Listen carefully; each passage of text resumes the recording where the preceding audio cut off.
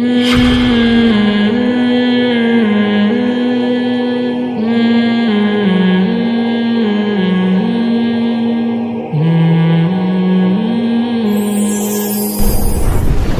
چیز ہو گئی تو اسلام کے کیا احکام ہیں؟ نبی صلی اللہ علیہ وسلم کی اس بارے میں صحیح احادیث ہمارے پاس موجود ہیں. وہ احادیث کیا ہیں؟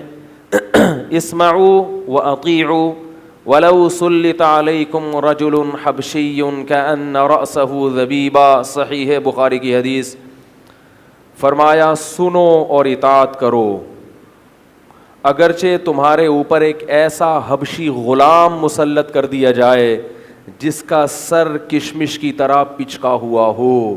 اس حدیث کا ایک ایک لفظ سنہری حروف سے لکھنے کے قابل ہے. ایسی پیاری مثال دی کہ وہ حاکم جو کسی بھی لحاظ سے حکومت کرنے کا اہل نہیں ہے، یعنی جس کے بارے میں دو رائے ہو ہی نہیں سکتی.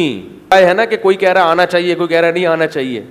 آپ صلی اللہ علیہ وسلم نے مثال ایسی دی ہے ایسے حاکم کی کہ جس کے بارے میں دو رائے نہیں ہو سکتی، کہ ایک شخص جو حبشی ہے، حالانکہ بات کس سے ہو رہی ہے؟ عربوں سے.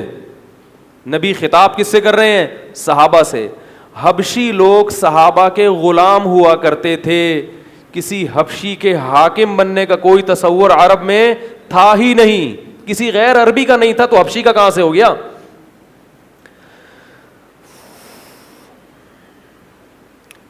سمجھ رہے ہیں؟ الحمدللہ سمجھ میں آ رہی ہے. غیر عربی کا نہیں تھا، تو غیر عرب میں بھی حبشی جو کالے ہوتے ہیں، موٹے موٹے ہونٹ ہوتے ہیں ان کے.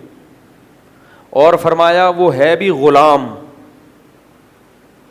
غلام کا مطلب جو خود کسی اور کی مملوک ہے، جسے کسی بھی صورت میں قانونی حق حاصل نہیں ہے حاکم بننے کا، کیونکہ غلام جو کچھ کماتا ہے اس کے مولا کا ہوتا ہے.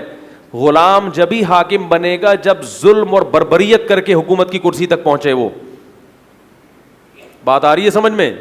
اس کے پاس کوئی قانونی حق حکومت تک پہنچنے کا اسلام نے نہیں دیا اس کو. اسلام نے نہیں دیا. غلام حاکم اسلام میں بولو بھائی نہیں بن سکتا، کیونکہ وہ اپنا مالک نہیں ہے، تو وہ حکومت کا مالک کہاں سے بنے گا؟ لیکن نبی نے فرمایا کہ غلام جو بالکل اہل نہیں ہے، اطیعو، ہاں اور کیا کہ سلطا، مسلط ہو جائے. مسلط کا مطلب کیا ہے؟ نہ چاہتے ہوئے بھی آ جائے. آپ نہیں، کیونکہ غلام کو کون چاہے گا؟ وہ بھی حبشی غیر قوم کا. لوگ کہیں گے ہمارے اوپر یہ کیسے حکومت کر رہا ہے؟ ہم سارے گورے گورے اور ہمارا وزیر اعظم یا ہمارا خلیفہ کون ہے؟ کالا کلوٹا. لیکن فرمایا اگر مسلط ہو گیا زبردستی طاقت کے بل بوتے پر، بالکل غیر آئینی طریقے سے، اور کمبخت کی شکل بھی اچھی نہ ہو. لوگ کہتے ہیں کم از کم کچھ نہیں ہوتا تو پرسنالٹی کو ہم مرتے کہ یار دیکھو ہمارا جو صدر ہے کسی کام کرنے کی شکل تو اچھی ہے. فرمایا شکل بھی اچھی. کیسی پیاری مثال دی ہے نبی صلی اللہ علیہ وسلم. کأن رأسہ ذبیبہ، کشمش کی طرح سر اس کا پچکا. کشمش صرف پچکی بھی نہیں ہوتی، اس میں سے پانی نکل جاتا ہے، جوس نکل جاتا ہے انگور کا جو اصل ہے. تو کیا مطلب؟ پرسنالٹی کی ہماری زبان میں کہیں گے واٹ لگی ہوئی ہے اس کی، کہیں سے بھی کوئی پرسنالٹی اس کی سمجھ میں ہی نہ آ رہی ہو.